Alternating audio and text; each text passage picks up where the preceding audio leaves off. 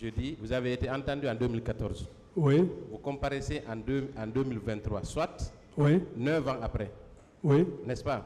Oui. Entre 2014 et 2023, à quel moment on peut considérer que vos souvenirs sont plus frais? C'est en 2014. Très bien. Est-ce qu'on peut convenir que ce que vous avez déclaré devant le juge d'instruction reflète la vérité? Bon, pas tout à fait, parce qu'il y a ces versions là-bas. Très bien. Pas tout à fait. Ça n'est pas venu de moi. Très bien. Est-ce que vous connaissez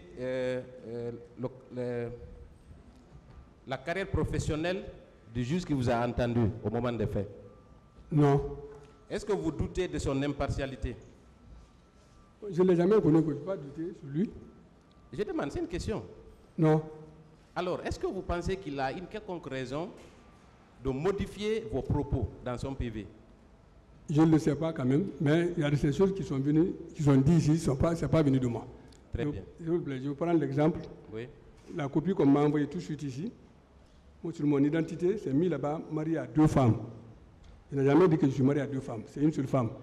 J'ai vu là-bas, c'est bien dit là-bas, marié à 2 femmes. Pour comprendre, avec la permission du tribunal, est-ce que vous étiez toujours en fonction quand vous êtes venu chez le juge d'instruction? Oui, je travaillais à l'époque à la brigade verte. Vous aviez quel grade? À l'époque? Oui. À l'époque? Oui, à l'époque de votre audition. J'étais capitaine. Vous étiez capitaine? Bien sûr. De notre gendarmerie nationale? Oui. Est-ce que, d'une quelconque façon, on vous a obligé à tenir des propos dans ce cabinet d'instruction? Non. Très bien, le tribunal appréciera. Alors, on va venir au fait. À quel moment, vous, personnellement, vous avez appris qu'une manifestation était projetée? Vous, personnellement? Bon, avant tout, nous sommes des gendarmes, parce que le gendarme cherche les renseignements à travers la ville. Très bien. Donc, en résumé, vous étiez au courant, n'est-ce pas?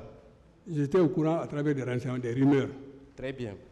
Et en réaction à cette manifestation, est-ce que des dispositions spécifiques ont été prises au sein de vos services?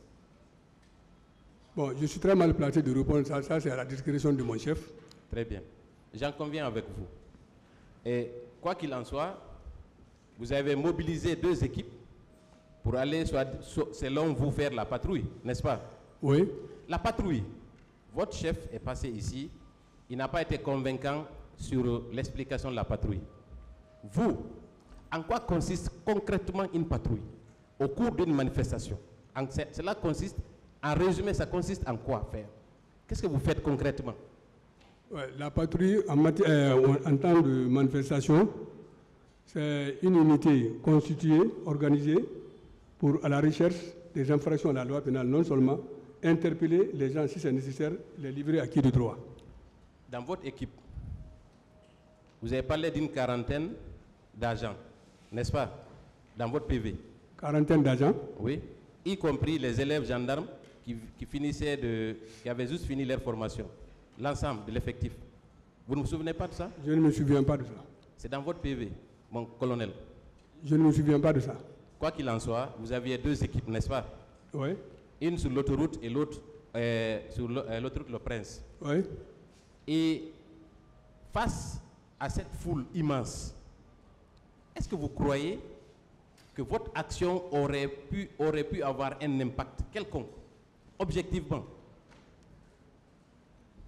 Non, avec la pluralité des manifestants, l'impact qui serait vu là-bas, c'est un impact négatif. Alors donc, vous-même, en tant que gendarme, vous aviez la possibilité d'évaluer par vous-même quel aurait été l'impact, n'est-ce pas?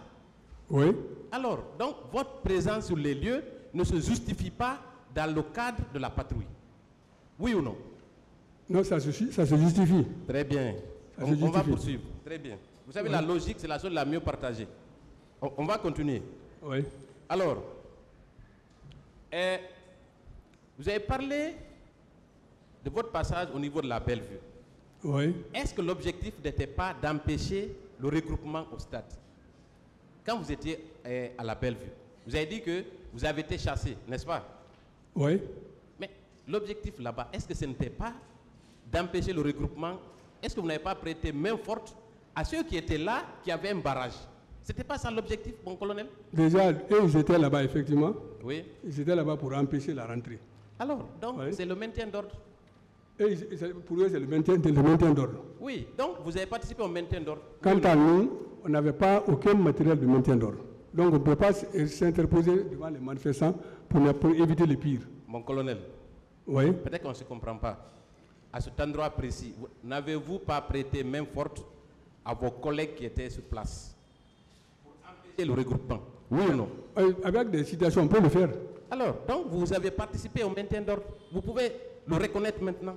Parce que cela ne fait pas de vous quelqu'un qui a assassiné au stade. Oui ou non? Je n'ai pas compris. Je dis, le fait d'avoir maintenu l'ordre au niveau de la Belleville ne fait pas de vous un coupable d'une quelconque infraction au stade. Oui ou non? Non. Donc vous convenez avec moi que à cet endroit précis, vos éléments ont participé au maintien d'ordre. Oui ou non? Non. Très bien, on continue. La logique aussi, le tribunal appréciera.